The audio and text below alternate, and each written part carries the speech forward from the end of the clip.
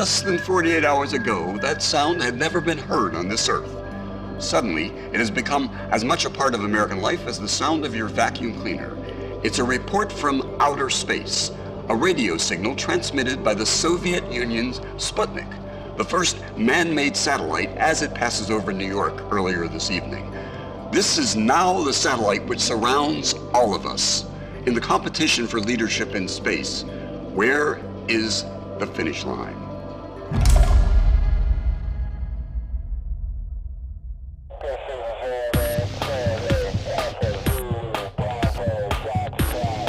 In the Cold War, it's pretty clear who shot a nuclear missile at you. You can see it. But in today's world, it's pretty unclear who just launched the cyber attack against you. People have always been robbing banks, people have always been embezzling money, people have always been lying and cheating. And the internet just gives people another avenue to lie and cheat and steal. The nation's largest credit rating bureau may have been the target of a hack attack by amateur computer wizards. TRW's Information Services Division has computer records on 90 million Americans, 85% of the breadwinners in this country. They look at data as ones and zeros that should be liberated and are free for everybody, and they don't see the boundaries that we all have. Privacy is one of those things that you don't really notice it until it's gone. We're entering in a world where all data is now saved. And this is the end of prehistory. Now, your kids are going to have everything saved. And that's a real different world. Good evening, America. It troubles me to tell you that your personal and private information is in the hands of thousands of people who you never met and will never know. The stereotype is it's the kid who didn't have a girlfriend, right? And so he's spending all of his time down there in the basement, right? There was something to that. There's sometimes stereotypes at the core of the stereotype. There's a little bit of truth. So we had all of these, kids who were bored and they were exploring, and you started to see this phenomenon where the anonymity of the network let people feel entitled to do things that they probably wouldn't do otherwise. The physical morphology of the hacker is something that I think that people have made a lot of jokes about, and I don't think that the stereotype is necessarily wrong, that it's somebody with a black t-shirt, drinking a Jolt Cola, with a kind of pale complexion because they haven't been out that much and they sleep all day and they're up all night. But if you go to hacker conferences like I do, while that description may fit a majority of the people at the conference, there's still ample other types of people who are interested in computers and computer security. Sometimes hackers mean computer criminals. I'm using hackers in the old Stephen Levy sense of hackers are explorers.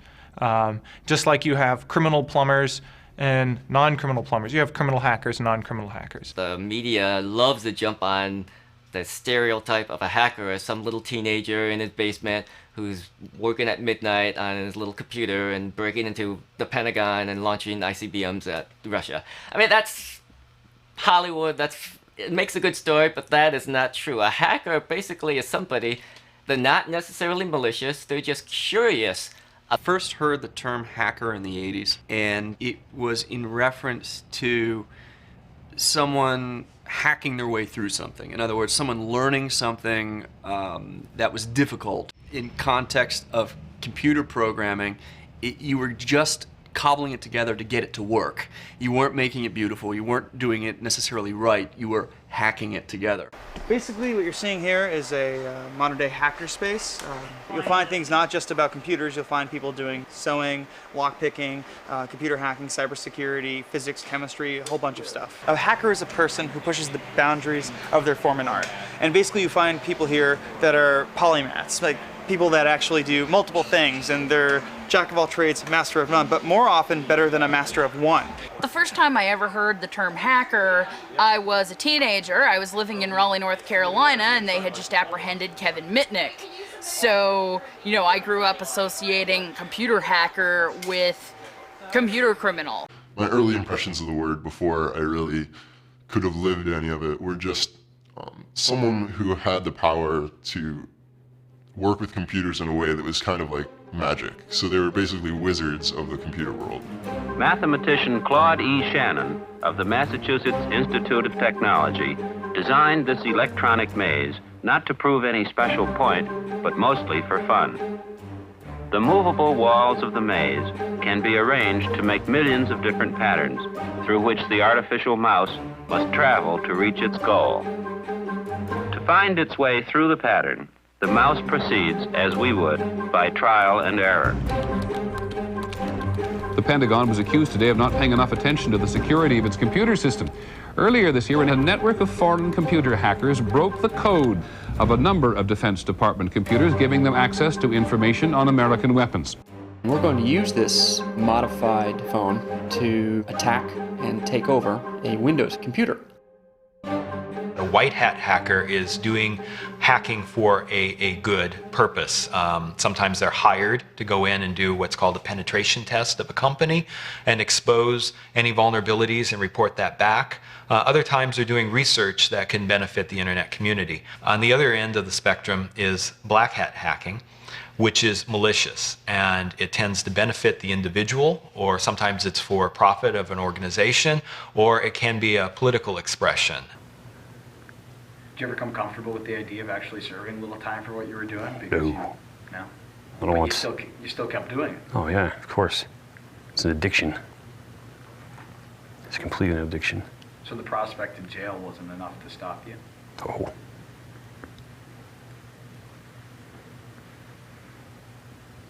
Don't have too much time to think about that, actually. I think part of it is the obsession. It's the obsession of, I have to make this work. It's kind of like a chess game. I have to win. And it's not like playing, tic-tac-toe. Nobody ever wins, right? When you play chess, it's very strategic. Attacking computer systems is also very strategic, and it can take days and weeks to physically get what you want. So you have to target it out and figure out where the weak point is. How do I move there to get over there onto that system? It literally, I can't even tell you how long I've stayed up in periods of time to hit a system that I wanted. I think when I was younger, I just didn't care if I got caught. I still worked really hard not to leave any traces. The ramifications were just never more intimidating than the thrill of doing a righteous hack. And it was always really exciting. And any hack that I spent a considerable amount of time on, I had to have some kind of reason that I really cared about that data. If someone tries to keep some data closed, and it's not some ethical rule that's stopping you, it's just their made-up rule and their attempt at secure technology, then it's almost a moral imperative to take that data. The question really is the law right? Do we need that particular law? So even though there's a law that says you can't do something, hackers are really questioning, should it even exist? For most people that I consider to be hackers, the innovators or experimenters, it is a desire to know and a desire to learn, often coupled with a slightly antisocial belief that the man has been lying to you and that what they're telling you isn't all there is to life. I think always about the Matrix movie, which I think of as one of the, quintessential hacker movies, where there's so much more going on under the surface and you can choose to blind yourself to it or you can choose to know. And the hacker is always, going to choose to know.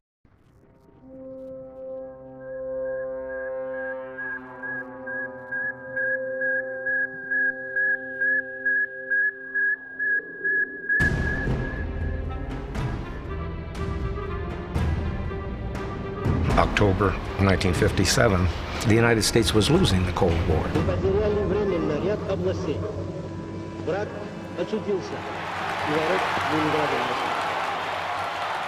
Russia announcing she had shot a man-made moon 560 miles into space, where it was circling the Earth at the dizzy speed of 18,000 miles per hour.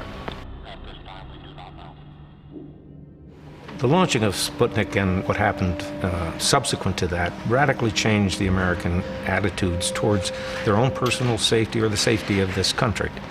When it was reported, shocked the American people absolutely beyond belief. For them to pull off this feat, sending the first satellite into space, created a kind of atmosphere of questioning as to what we were, where we were going. And Americans had always prided themselves on being by far the advanced technological culture of the world.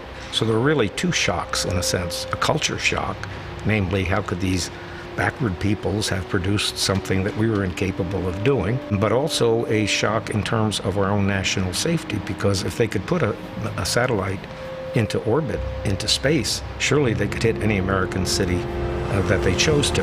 As a primary deterrent to war, maintain a strong nuclear retaliatory power.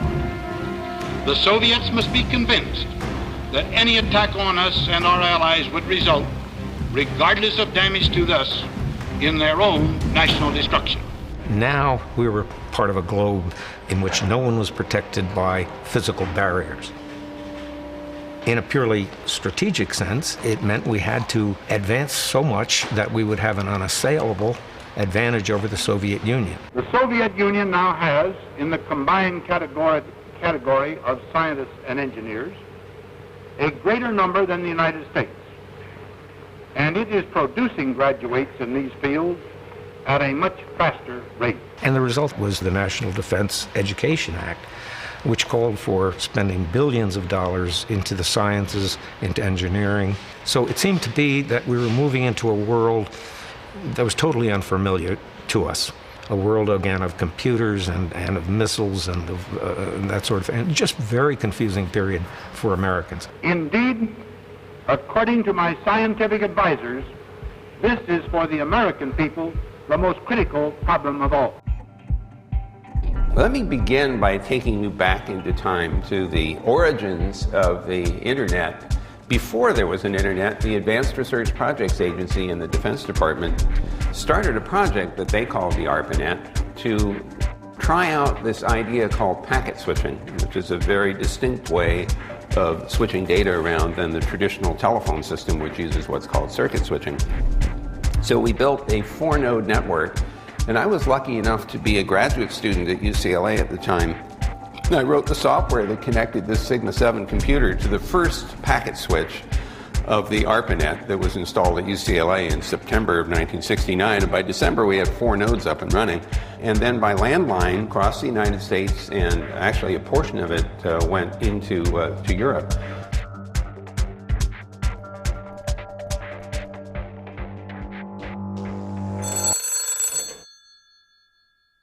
The telephone? That's just for rich men and gabby women. Nothing but a gadget. Oh, he says that, does he? Well, you listen to me, Mr. Kendall. You've got an uncle who's a fool, and you can quote me. You're talking to a man who helped install one of the very first switchboards there ever was, back in New Haven in '78, who helped string the first line between cities, from Boston to Providence. A man who's seen what this telephone has done for the country already in 25 years. A gadget, is it? One thing to keep in mind as you're talking about the phone company in the 1960s and 70s and even up into the early 80s, for the most part, it really is one giant company. It was all run by AT&T. American Telephone and Telegraph was a monopoly. It was, in fact, the largest company on earth. Today's telephone network far exceeds Mr. Bell's grandest dream. And every last inch of it can be linked together to serve the home, business, or continental defense. The very size and diversity of this network helped to make it strong. The telephone system was the closest thing that anybody got to a computer, and the sophistication of the telephone system and the telephone network was really approaching that of a computer. And so the phone company was really sort of the forerunner of a lot of computing. Phone phreaks were, today they'd be called network hackers, right? The only difference is they're playing around with the telephone. Finally, tonight we have a report on phone phreaks. Underground hobbyists who make illegal phone calls around the country by confounding the technology of the telephone companies with technology of their own. For this phone phreaking business to make any sense at all, you almost have to get in a time machine, because you have to go back in time to a time that is really unlike today.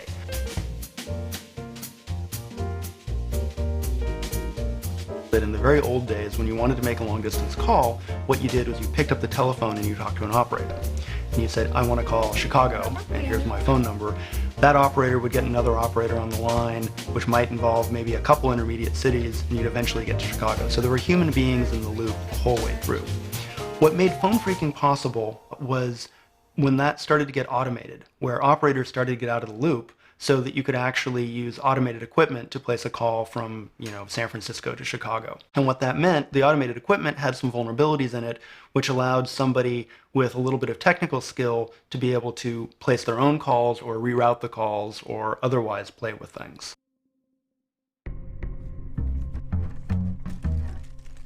John Draper, who's known as his phone freak handle as Captain Crunch, was the guy who discovered something really interesting about Captain Crunch cereal.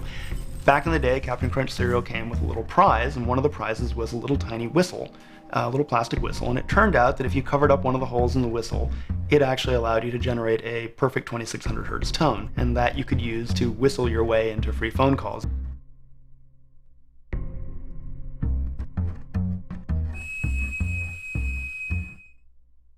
So if you were good at whistling and you could whistle 2600 hertz, you could actually whistle your way to free phone calls. And there were several people who could do that. The most famous was a phone freak at the time known as Joe Ingressia, later known as Joy Bubbles, who was a blind fellow, gifted with perfect pitch, and able to whistle free phone calls.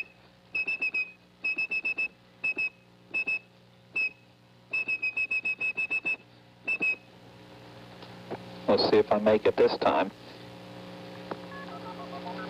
This is really hard to do. It sounded like all the tones were present, so the phone should be ringing about now. Okay, it hit the phone. It just takes a little while to... From his one phone to a town in Illinois and back to his other phone. A 1,000-mile phone call by whistling. So this is a huge problem because we're not talking about software today where you just patch a few lines of code and mail out a CD-ROM or have people download updates from the internet. This is physical plant. This is central offices all throughout the country that are using big huge racks of equipment that this has got to change if you want to patch this hole. In addition, phone calls were really expensive. It might cost, the equivalent in today's dollars of $55 for a 10-minute phone call from San Francisco to New York, right? It was really expensive. Long distance was a big deal back then. Everyone knows long-distance rates are lowest at night. But did you know those same low rates are in effect all day on Sunday? You can make a 3-minute station-to-station call to any of 48 states for 90 cents or less, anytime on Sunday.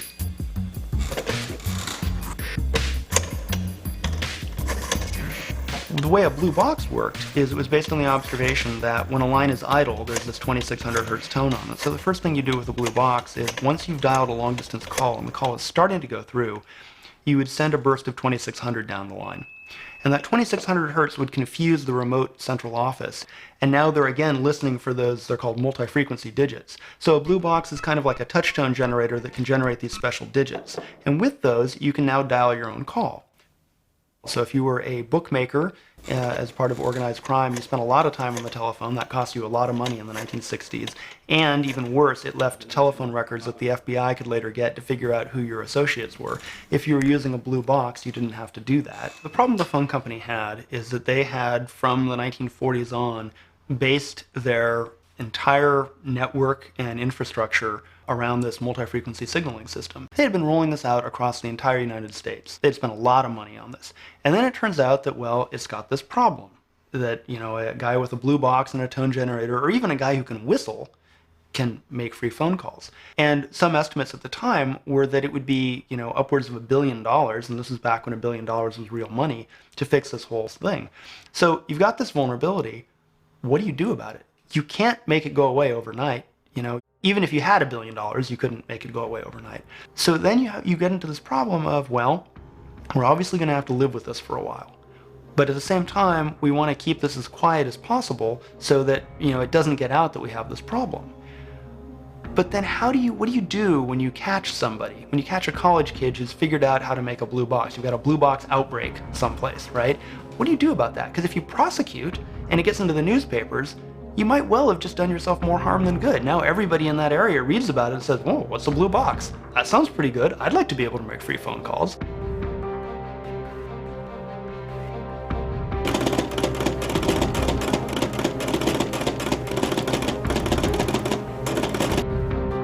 So in 1971, there was an article in Esquire magazine by Ron Rosenbaum, which was called Secrets of the Little Blue Box, which elevated phone phreaking to national attention.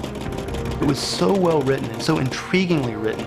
It made what was essentially a boring and geeky hobby of playing around with the telephone system seem like it was something out of an espionage novel. And it really captured the imagination of so many people.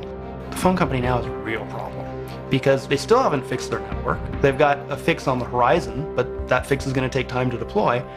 And now you've got all these people who know about it. When phone freaks have a convention, as they did in the ballroom of a seedy New York hotel lately, masks are given out at the door, people don't give their right names, and the illegal electronic devices which phone freaks use to defraud the telephone companies are nowhere to be seen. So the cat's out of the bag at this point. So at that point, starting right after, around 1970, 1971, right after the Esquire article, the phone company started to adopt much more of a prosecutorial stance, where every time we find this, we're going to prosecute it, we're going to go to law enforcement.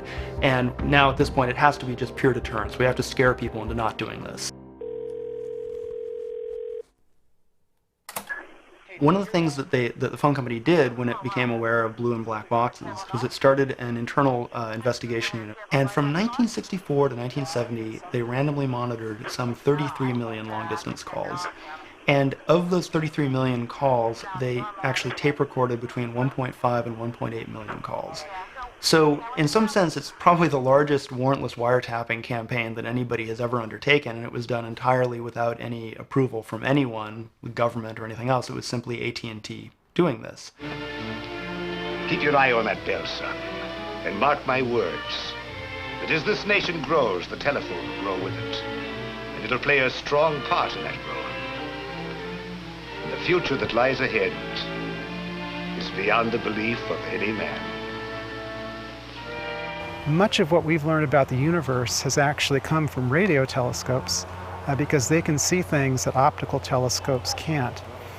And behind me is one such amateur radio telescope here in my backyard. This is a 12-foot satellite dish that's been repurposed to operate as a telescope. If you're a professional astronomer, you usually are using very large instruments and you have limited time to use them because you're competing with other folks for the instrument. If you have your own system, you can run it as much as you want and observe anything you wish. And the people who do this are hardware hackers. These are folks who, just like in the Homebrew Computer Club, want access to something that ordinary people normally can't have. Well, there's no question that what came out of the Homebrew Computer Club changed the world in a major way. Some may wonder, when did the computer begin to really compete with television and radio for our personal attention? I'd say that for members of the Homebrew Computer Club, that competition began back in 1975. And folks building their own systems became obsessed with what they were doing to the point where not only were they not necessarily watching much TV, but they were probably not spending much time with their families because it was very time-consuming to design and construct and code your own machine. One of the most well-known members of the Homebrew Computer Club was Steve Wozniak. I was there the night that Steve brought in a circuit board that he said he was going to call the Apple, and wanted to know what we all thought about it. It was pretty cool. He had mounted a circuit board onto a piece of wood and had a keyboard on it. It was a self-contained computer. A lot of the folks in the club were making systems that were somewhat similar. No one at the time had any idea where his system was going to go. Nobody in the large corporate environment really saw much use for the computer in the home. In fact, when we first developed these systems, there was a lot of skepticism that we had heard from people on the outside saying, why do you want a computer? Who needs a computer? What good would it be to have one in your house? And they just didn't get it. Comes as no surprise to say that it's all but impossible to conduct any kind of business these days without a computer. What is new is that computers are suddenly becoming a factor beyond business. Overnight, manufacturing personal computers has become a $500 million business, one that's doubling every 2 years. Stephen Jobs is a 27-year-old multimillionaire whose large fortune is built on something little, the personal computer. How many calculators do you own? 2, maybe? Right. And you have used the automatic bank telling machines? Sure. So life is already seducing you into learning this stuff. Random access memory is internal memory that's built inside of this computer. They talk their own language here. At trade shows across the country, when manufacturers show off their wares, the house is usually packed. Small personal computers selling from $500 to $5,000 are fast becoming a multi-billion-dollar business. And if words like bits and bytes mean nothing, try this one: money. I have seen the future, said one industry observer, and it computes. It is becoming so commonplace that many of us are becoming dependent on it. Something that didn't exist a few years ago to a very large business today. And in the future, of course, personal computers, a lot of people anticipate, will be as ubiquitous as the telephone. Computers have become personal tools as prices dropped and components shrank. This personal computer costs about $1,400 and fits nicely on a desk corner. The idea of the small computer has become so big that the giant of computer companies, IBM, is busy marketing its new small computer. IBM spending an estimated $13 million on TV this year alone. Wall Street hit a record high again today. One of the better performers was IBM. The first reliable computer was built by an American about 50 years ago. Since then, computers have multiplied like fury. Big Mac Day, the day Apple unveiled its new Macintosh computer to shareholders.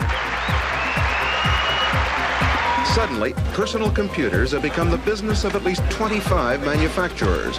Radio Shack, Apple, and Commodore grabbing 3/4 of the market. For weeks, the Macintosh has been rolling off the line, one every 27 seconds. A whole generation is being weaned on computers, and manufacturers say that guarantees that computers will become the household appliance of the near future. In more and more schools, small computers are taking over the job of teaching reading or math or foreign languages. A generation of children is becoming comfortable with computers. Steve Wozniak co-founded Apple, the most successful of all home computer companies. In just 6 years, Apple has become a $500 million a year corporation, leaving Wozniak worth more than $50 million. Retired now at 32, Wozniak had never been to an outdoor rock concert, so he took $12.5 million of his dollars and bought one. The significance of the emergence of the personal computer really can't be understated. Its impact has been profound and reaches almost every corner of our lives.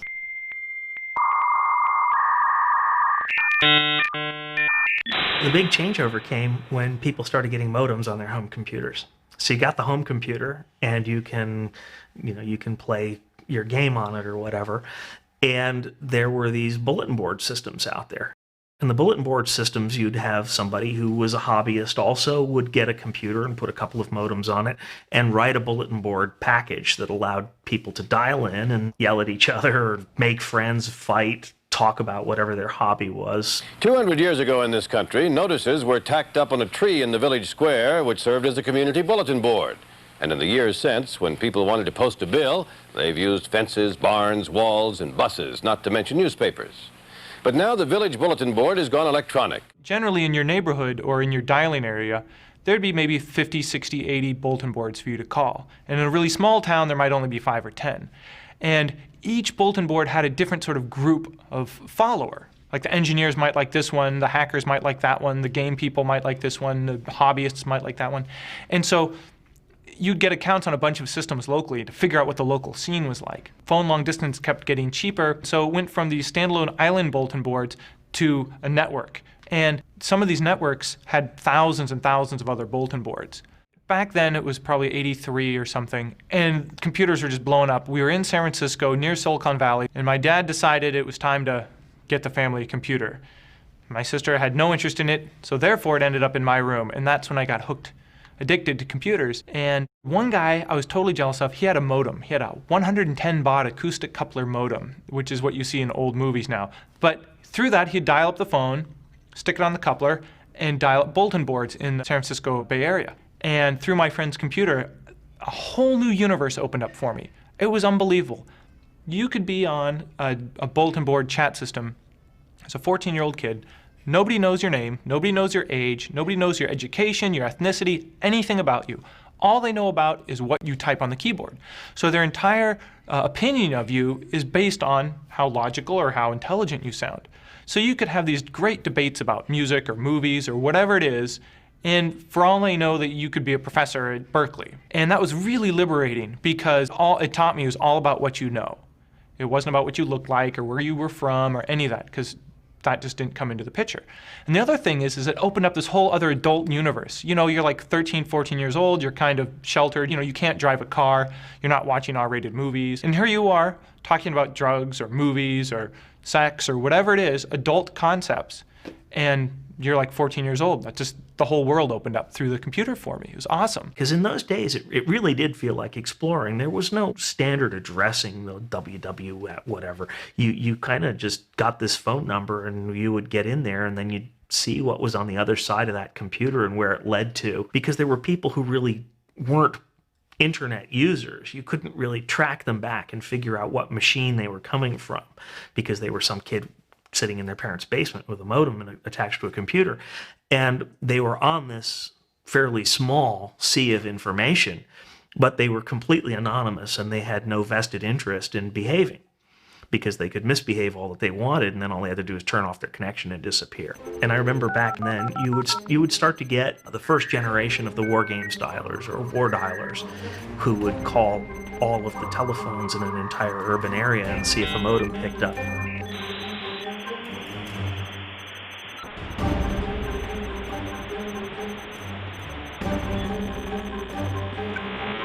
And then when they got a pickup, they would try to log in as guest, password guest, you know, admin, password admin, and sometimes they'd get in, and it was fairly shocking. When it makes contact with the wall of the maze and discovers it cannot go straight ahead, it turns and keeps on turning till it has found its way again. It explores each step of the way with its copper whiskers. Those of us who were running the machines on the administrative side, the main problem that we were seeing was we would just see in our system logs that, you know, someone had tried to log in as guest 800 times, and we'd laugh because maybe we didn't have a guest account, and we'd know that somebody was playing around, and it was all seen as kind of as fairly benign activity because we hadn't really started to see a downstream cost for all of this kind of activity. In the mid-'80s, a lot of the hackers would launch physical attacks. They would go find a phone company office and they would walk in with a clipboard and try to look official, and they would look around and they'd try to find a modem.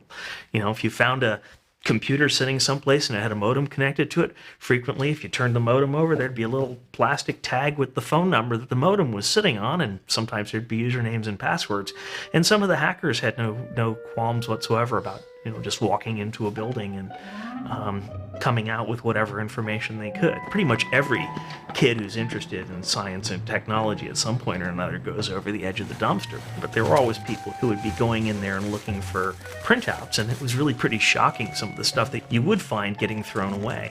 Oh wow, look, it's billing information from the hospital from 5 years ago. There wasn't really a model for how to make money off of that stuff, and we didn't realize at the time how much it was going to wind up costing us in the long run. It was kind of a hobby environment where people didn't really feel like there was anything wrong with going and diving in somebody's dumpster and trying to come out with, you know, whatever you could find. But things were a little bit more Wild West in those days. In the early days, you couldn't own a computer. It's too expensive. You couldn't get on the internet. It was only for universities and governments. You couldn't get a computer programming manual generally, and you couldn't learn anything about security because there wasn't anything really written. So everything was closed, and you had to break into it. You had to find a way in. You had to break into a university to get access on a computer, and then you'd read all the manual pages learning out how did the computer actually work, because there was no material available.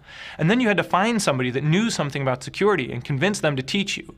And then maybe you would teach someone else. And then you'd build this community around sharing information. I think it would have been unheard of in the mid-1980s that if you found some kid wandering around in a telephone company building that they'd call the police and have the guy hauled off. Nowadays, in the days of Homeland Security, the guy would be at Gitmo being waterboarded or something. You know, what were you doing in the phone company offices, all this kind of thing. But in the 80s, it was kind of cute, you know, and that's how you get these guys like Kevin Mitnick, who are, you know, basically loser sociopaths, but the entire community sees them as cute and interesting people. We love you, Kevin! Kevin Mitnick is arguably the most famous former hacker. You got me, dude. The Hacker Gathering in Las Vegas, where he now lives and works as a security consultant. Welcome to DEFCON. He's treated like a celebrity.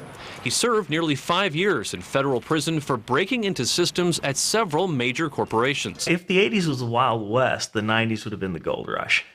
that was when things really started to get interesting, and that's when the knives came out as well, because suddenly you were injecting value into it. Right? As soon as the money comes, then you get these streams of parasites coming in after the money, and the innocence of the internet really ended around 1994. Can't afford a computer at home? It's okay if you have some spare change. Coin-operated computer terminals have started popping up in public places like this San Francisco coffee house. Users send electronic mail all over the globe. Cost 2 bits for 4 minutes. Connecting people in new ways has become a major business in this country.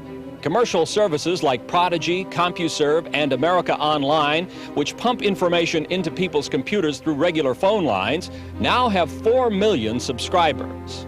The fastest growing of these services, America Online, charges $9.95 a month plus $3.50 an hour after the first 5 hours of use. As soon as the internet hit, I'm saying within 2 years, probably dial-up bulletin boards went away. I mean, they died that quickly. What was the point of dialing up and having the slow interaction where you could get online immediately? So what happened there is information sharing took a great leap forward, but the community collapsed, because anybody could come to your system now on the internet from anywhere.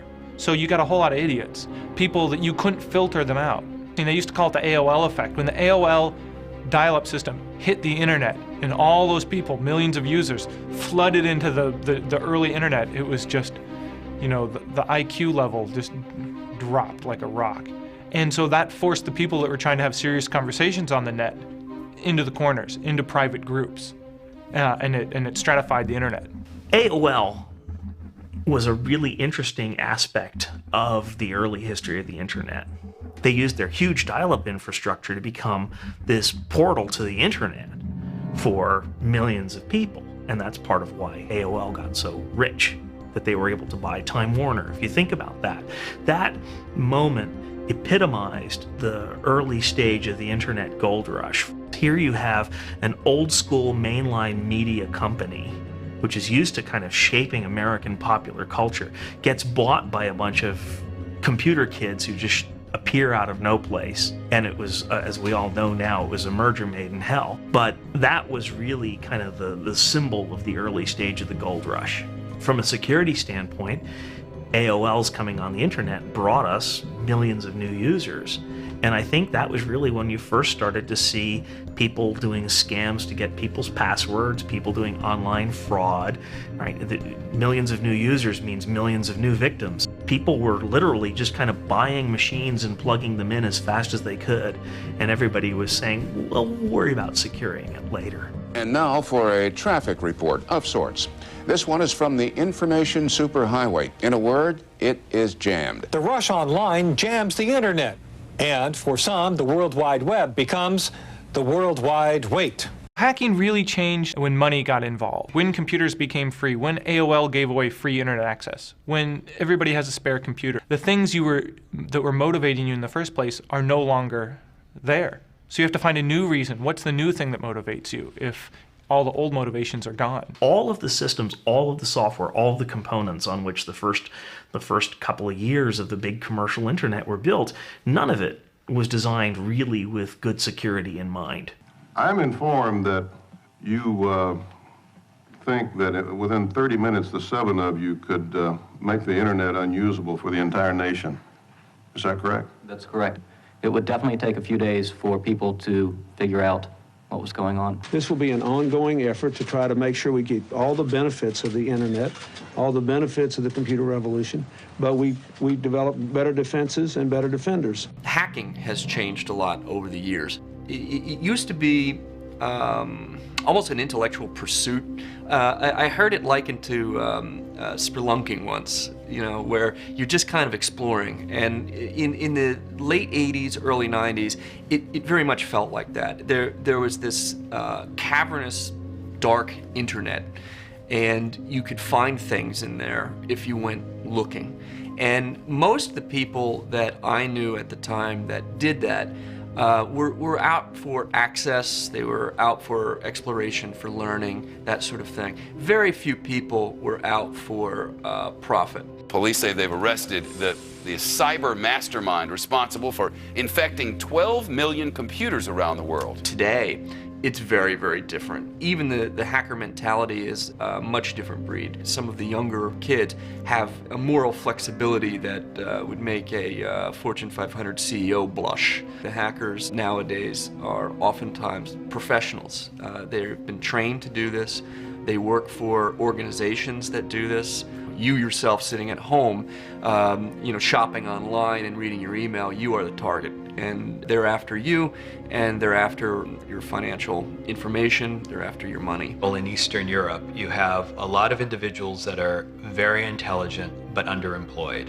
And that may sound cliche, but that is the circumstance that they're in. And so they become entrepreneurs and they create companies. However, the motivation of the company is not to make money for the common good, it's to make money for themselves. And so they remain black hats and they remain hackers. Computer hackers in Russia reportedly succeeded in breaking into the electronic money transfer system of Citibank. Organized hacker groups, primarily from Russia and Ukraine, are said to be targeting U.S. companies, stealing millions of dollars in credit card numbers. There's a lot of bias that exists. When I work with U.S. representatives, they would say that, oh, this other country is attacking us.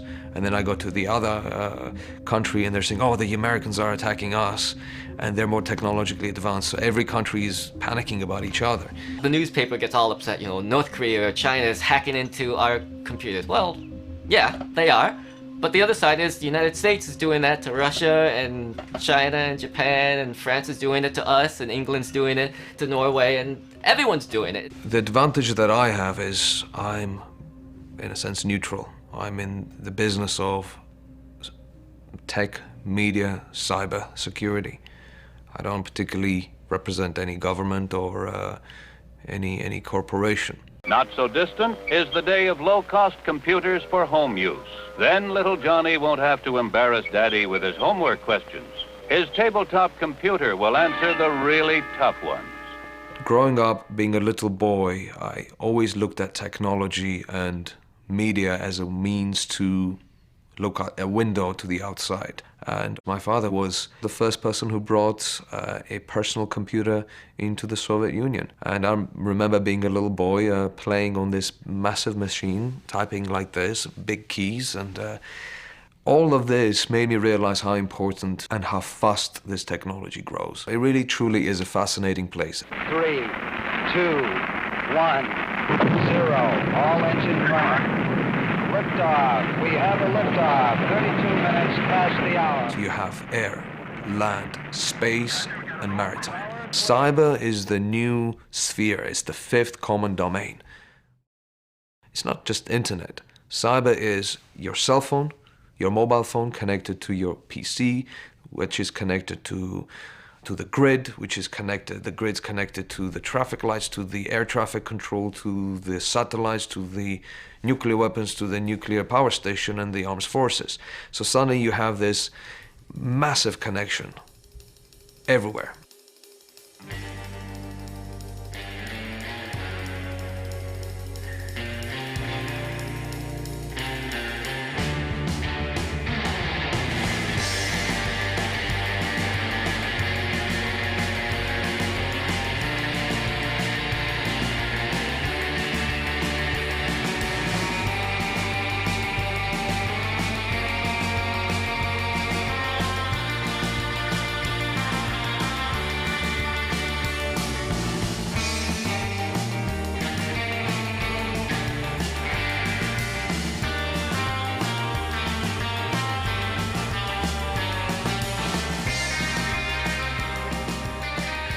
It is kind of amazing the transformations that have occurred even in my lifetime, and I'm not that old. We've seen just an increase in data being everywhere and the ability to access things on the internet. Whenever my kids ask me a question and I don't know the answer, they say, well, we should just ask Google. Google knows.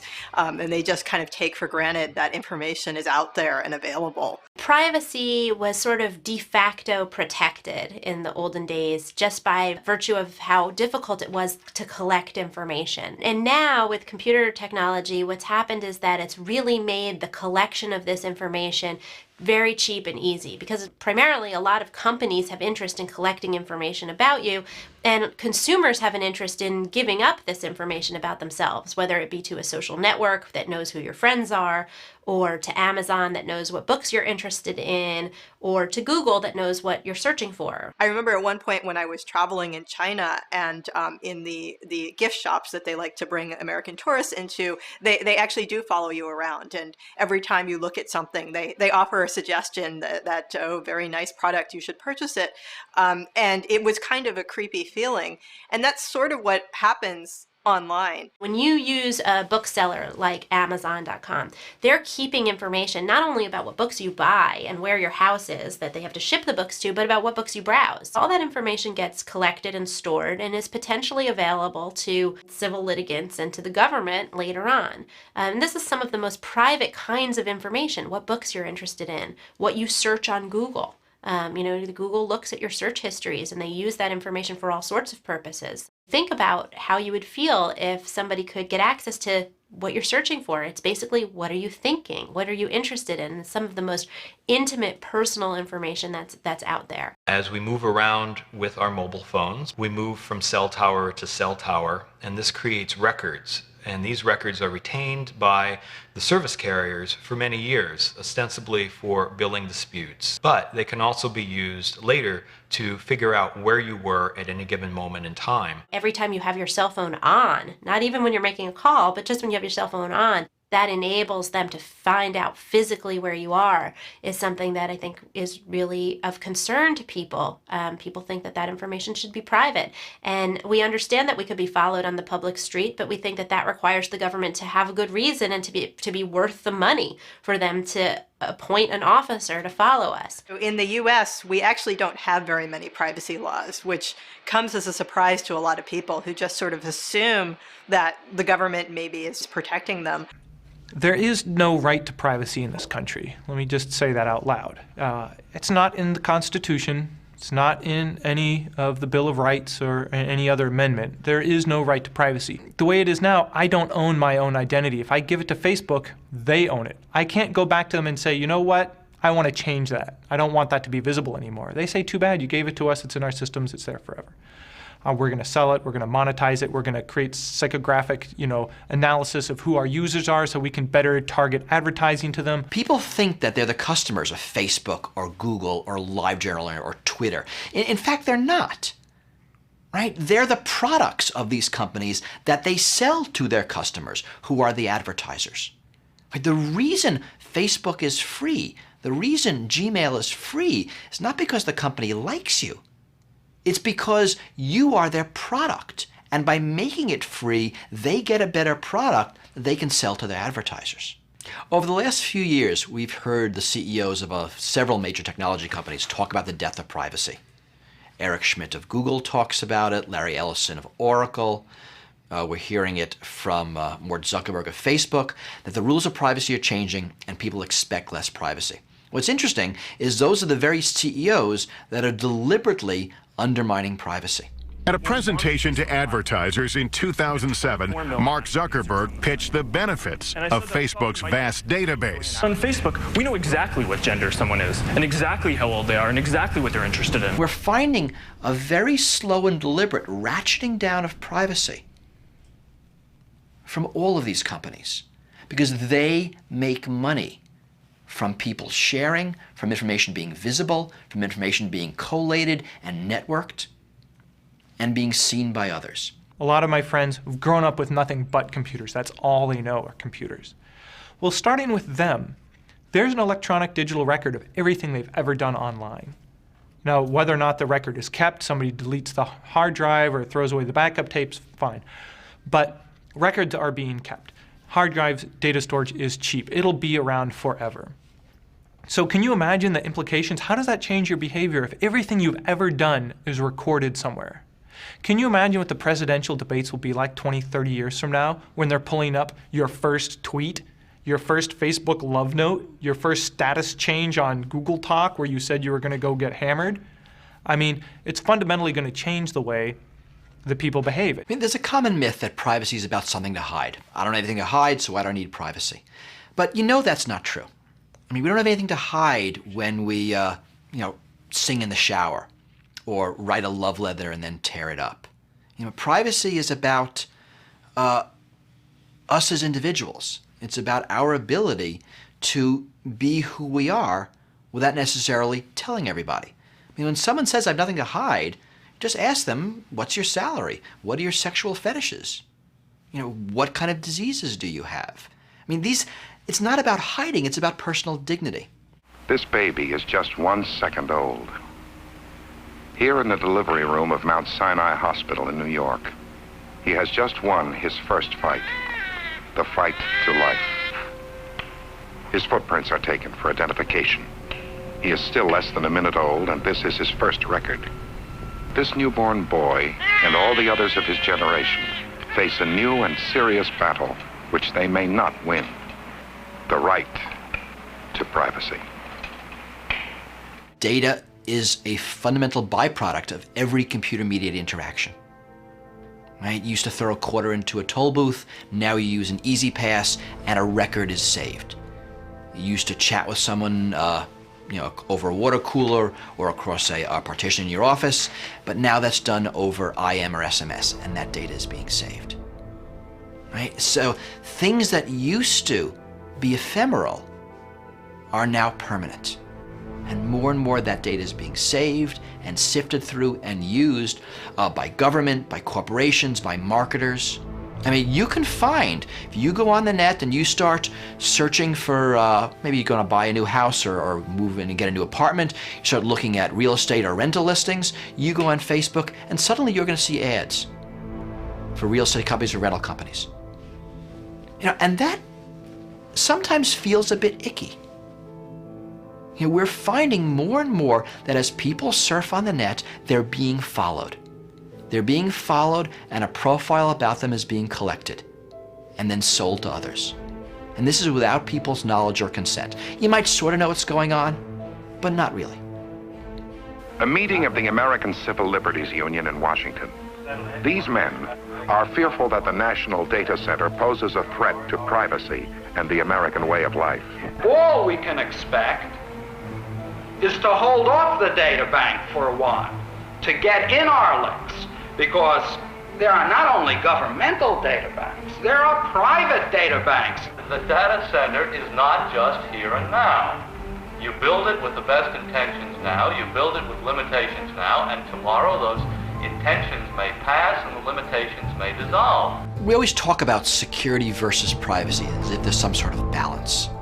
And the government likes to use that trade-off. And how much privacy would you give up for security?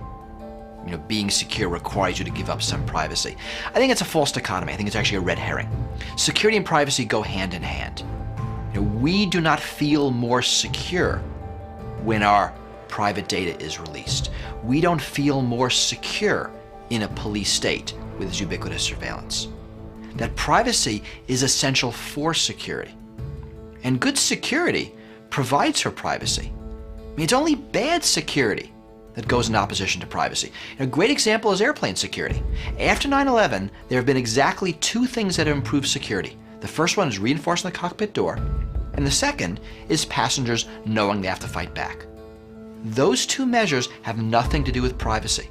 And if you think about the airplane security measures that affect privacy, the photo ID check, the full body scanners, they actually don't improve security. They're what I call security theater. Real security goes hand in hand with privacy. How do we create a world where freedom and expression is still valued and protected at the same time as security is maintained? So there will always be a battle between privacy, security, and the essence of the internet.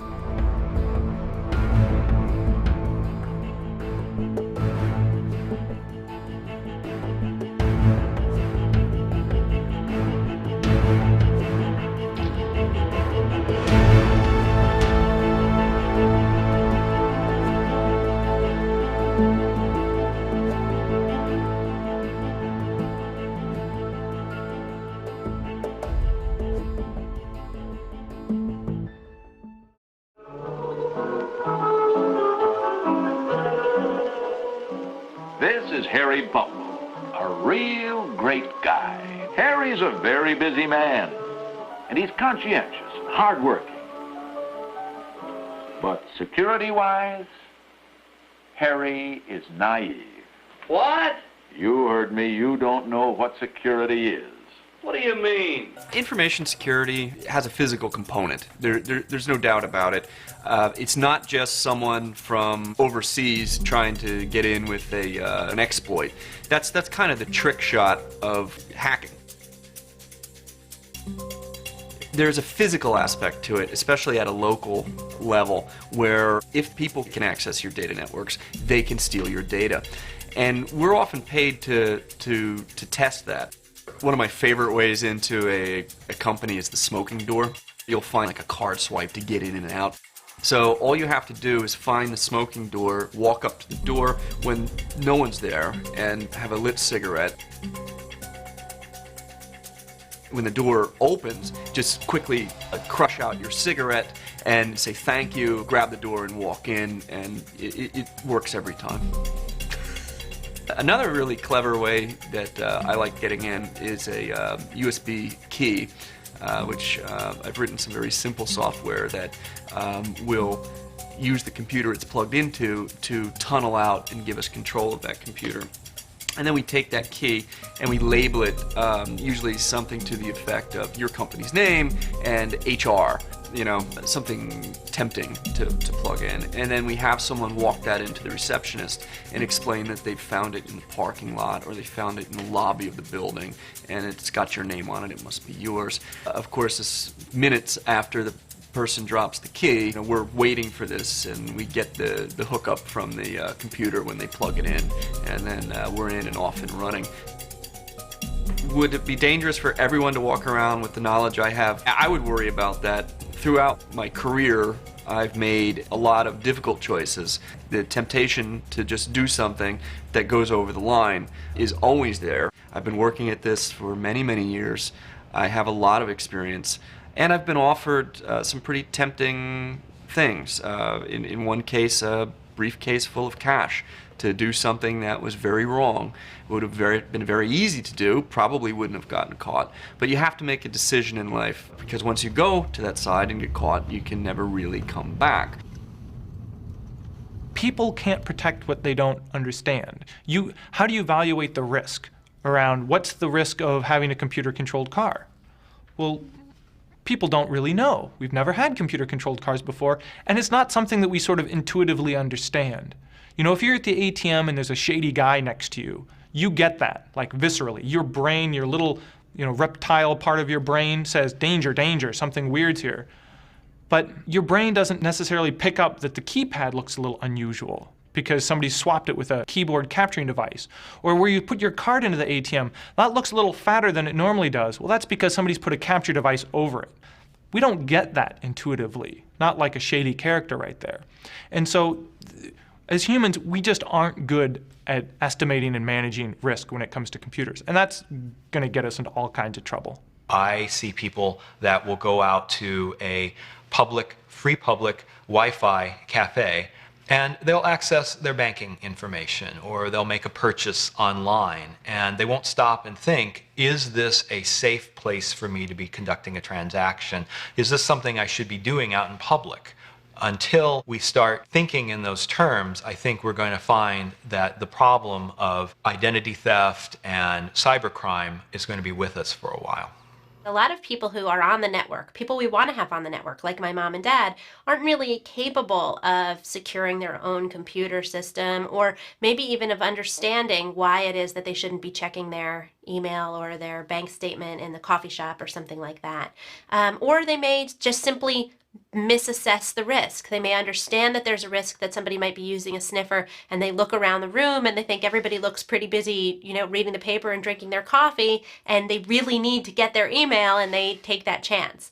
I just don't think that it's fair to put the full burden of that on the individual. There's a whole hobby called war driving, which is just driving around and accessing other people's wireless networks and seeing how many you can rack up. It's really easy to just drive around the neighborhood and get into people's networks, and even if they have basic wireless encryption, That's usually not preventing people because most of those protocols have been hacked and you don't even need to do any work to get in. Once you're in someone's wireless network, then you're seeing all the traffic that's getting sent across. So if they're typing credit card information or social security numbers, that data can be sniffed right out of the air by anyone within range of that network. And there are people driving around just trying to do that for fun. So if someone wants to steal your private information, they're probably going to get it. Years ago, you'd have to have a complete computer system with you to do any hacking or access to a complete computer system. Nowadays, you can make a complete hacking system out of a cell phone. This looks like a fairly typical iPhone, or at least it would appear so. This iPhone has been modified, though, to run applications that are not approved by Apple. In this case, specifically one designed to remotely take over other computers from either across the internet or, in our case, across an open public wireless network. It's actually a cafe. So we'll start by pulling up a terminal. And in this terminal, what we're going to do is run an application called Metasploit that will allow us to run an exploit and take over a machine. You can look at the exploit as how you get into the vulnerable application. So having identified a specific computer from across the street over an open wireless network, we'll select our exploit first. In our case, we're going to choose a Microsoft exploit, since our computer that we're looking at appears to be quite behind on its patches. We're going to choose a payload that causes that machine to give us control of it. And a payload is what you want the machine to do once you've exploited a vulnerable service. All right, now we're ready to go. Let's give it a try. We type exploit and enter.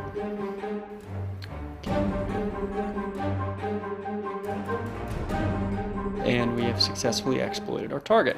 We now have control of it. At this point, we would set software on this computer so that when the person leaves the cafe, the machine would report all user activity. That activity would include websites visited, login IDs, and password pairs. We could even activate the camera or the microphone on the particular computer at will. So we'd have complete control over it. So, I mean, that right there is pretty cool. Yeah. That's Hacking and causing disruption is sipping into the mainstream, into the general public. You no longer have to be an MIT or Cambridge computer science graduate to know how to hack into a system. You can just be a kid from around the block, go buy a computer for $400, have a connection for $30, and go online and figure out how to hack into different systems.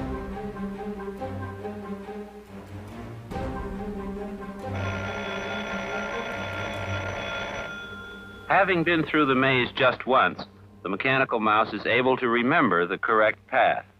Set down anywhere along that path, it takes the most direct route without making a single false turn on through to the end of the trail.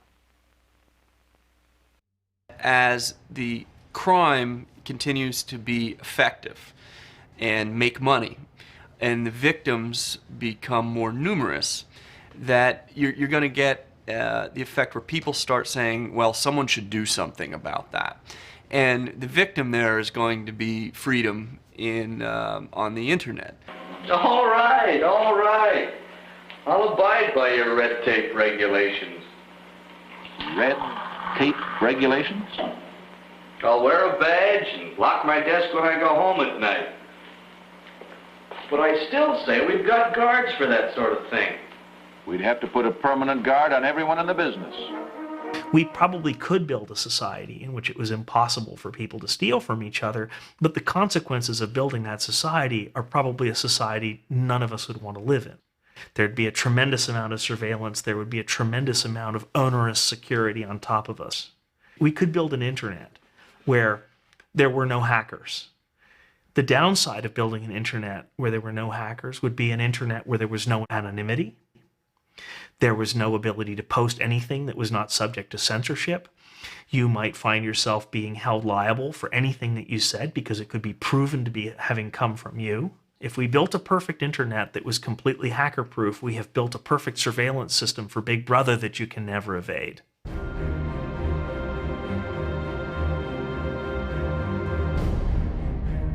We meet today at a transformational moment. A moment in history when our interconnected world presents us at once with great promise, but also great peril. The very technologies that empower us to create and to build also empower those who would disrupt and destroy. This world, cyberspace, is a world that we depend on every single day. It's our hardware and our software, our desktops and laptops and cell phones and BlackBerries that have become woven into every aspect of our lives. It's the broadband networks beneath us and the wireless signals around us, the local networks in our schools and hospitals and businesses, and the massive grids that power our nation.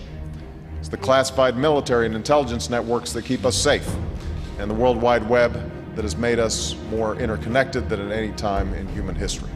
The vast majority of our critical information infrastructure in the United States is owned and operated by the private sector. Traditionally, government military stuff and civilian stuff were different. Right? They'd be even both had planes, the avionics would be different. Both had computers, they would work differently. That's changing. Technology is moving so fast that the government can't keep up. Right? They're forced to buy the same stuff that we use. Now that's a very interesting situation. Everybody's using the same operating systems, the same networking architecture, the same hardware, the same software. And whether it's a person or a bank or a military or a foreign military, we're all using the same stuff. And yes, this is different and we're not used to it. It's not going away. We're never going to go back to the military being on the leading edge because leading edge moves so fast and only industry has that distributed ability to try every option and have the correct one succeed. Right? Only the market can do that. Government can't. The government is forced to rely on corporate security. We've just come out with the Cyberscope, which is this probe right here. And as far as network security, it takes it to a new level. We have over 140 federal agencies that use this, from the intelligence community, Department of Defense, as well as in civilian agencies. We sell a bit to the military and U.S. government, but we also sell to organizations that are just trying to audit their systems. So all of a sudden you have the military with, next generation cellular communications in an area that typically wasn't available. The private industry owns at least 85% of the digital infrastructure that we are also dependent upon. When you mention cybersecurity to most members of Congress, they just kind of glaze over. And they don't really get it. They don't want to get it. My administration will pursue a new comprehensive approach to securing America's digital infrastructure. I think there is a lack of understanding among the politicians, and it might be due to the fact that the know-how has moved to the younger generation and they are not very eager to move to politics. I get the phone call and it's like, hi, I'm from the White House. Well, actually, I'm really from DHS. Well, actually, I'm the liaison between the two, so, I have a couple different titles. But anyway, there's this Homeland Security Advisory Council we want you to be a part of. And I'm thinking, oh, that's not so bad. I can read white papers. I can provide my advice. Sure, I'll take it. And the next day I come into work and I've got all these, ethics disclosure forms and, Office of Professional Responsibility and security clearance. I call them back and I say, how is this really working? What are my responsibilities?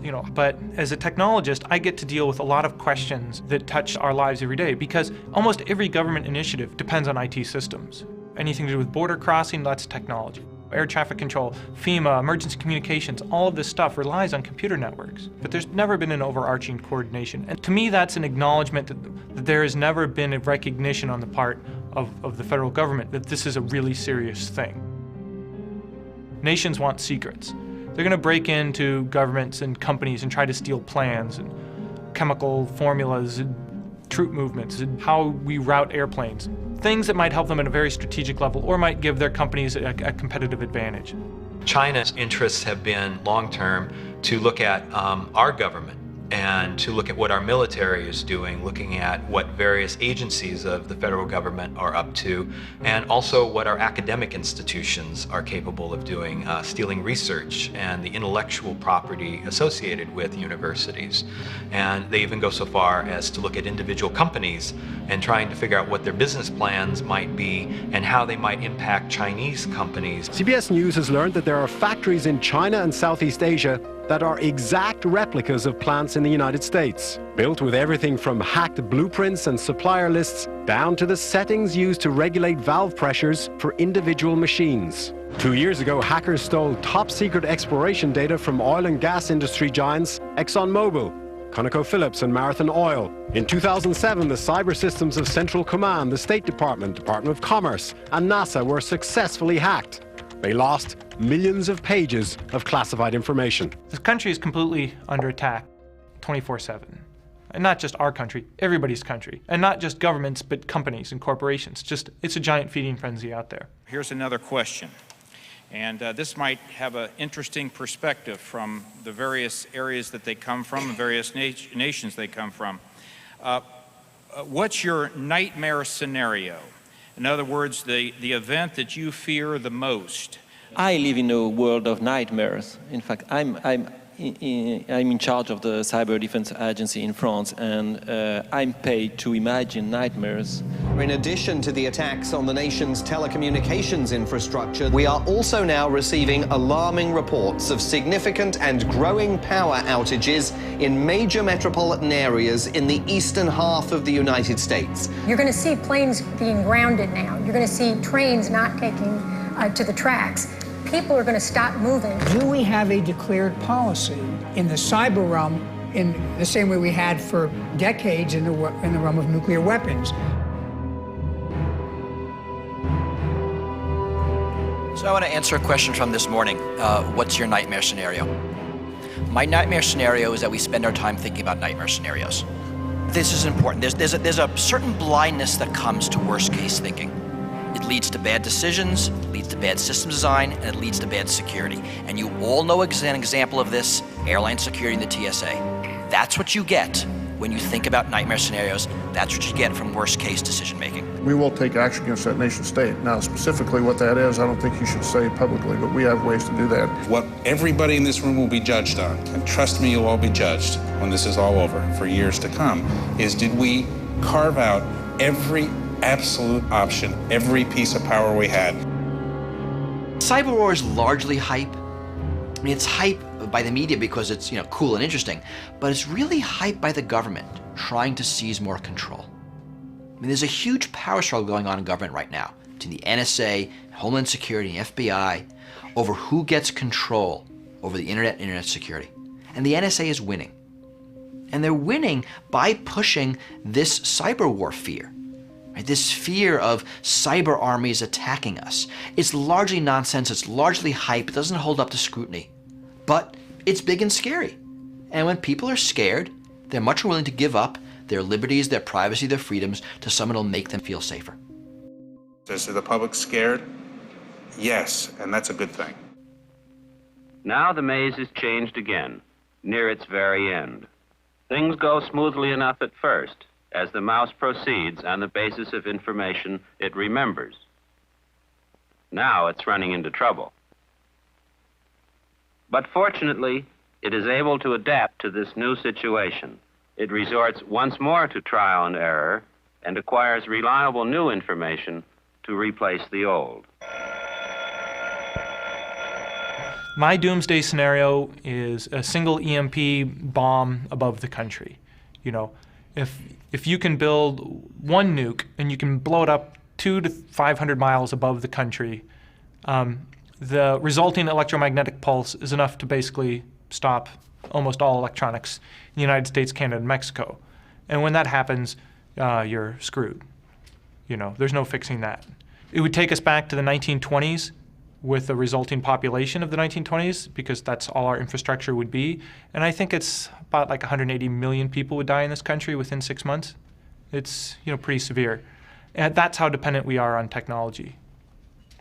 Is there anything that East-West or government institutes around the world are working with education programs to help close that divide, make it part of the mandatory curriculum to help educate kids on the foundation of technology. So I think that's kind of backwards. I think the kids need to educate us. I mean, the thing about generation gaps is the younger generation always wins because the older generation dies. And the way the kids are doing it is the correct way. We're doing it wrong, we're doing it old, right? Emails for old people, not for kids. And that's the way it's gonna be. So I think better than us educating the younger generation is let them educate us on how they use the net, how they want the net to work, how it fits into their lives, so we can build infrastructure that benefits them. Because the education is not gonna go the other way. I mean, the internet's the greatest generation gap since rock and roll. You know, younger people are using these technologies in ways that the older people can't even fathom. Regularly, I get people asking me, what can I do to convince my kids not to do these things on the net? And I tell them, you can't. And more importantly, they're right and you are wrong.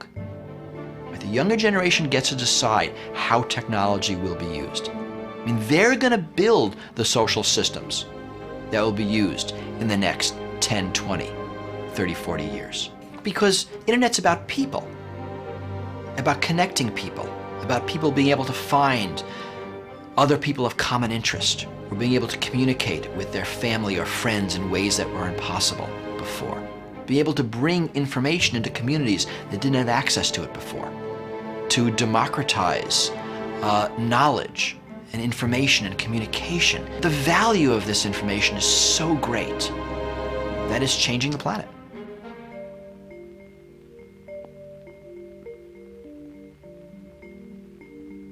But sometimes there's a problem without a solution.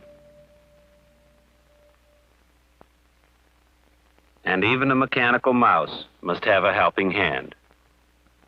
I'm not sure if I know how to end this story. Where does this story end? Or does it have an ending? The problem with ending is we're still in the middle of it. We are in the middle of the information age revolution. In 50 years, you can do this documentary and you know how it ends. Now in the middle, you know, we can just guess, and not even very well. When you're riding the ride, you don't know how it ends. That's just the way it goes. On the plus side, it's kind of a fun ride. This agile, three-wheeled little mouse contains a small bar magnet. 100 relays and electrical circuits remember the directions for the mouse. Dr. Shannon's mechanical mouse demonstrates that machines can learn by experience and can revise what they've learned when it no longer works. Two important characteristics, at least, of intelligent behavior.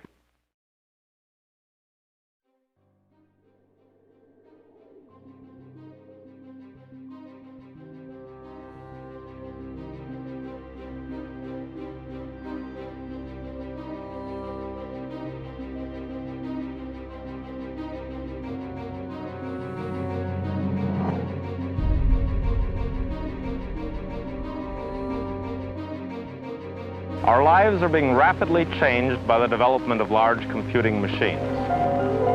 A complete computer system weighs 22,000 pounds.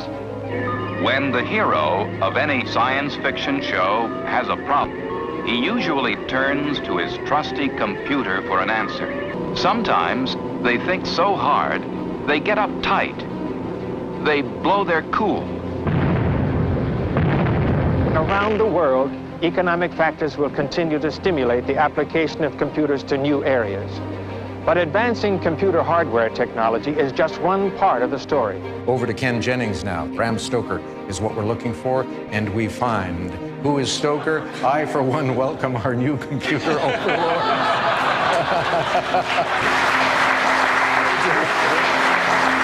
Accurately and tirelessly, electronic computers can trace out the consequences of 1,000 possible actions, can pick out the best design among thousands of possible designs, thus providing a better base for the informed exercise of human judgment.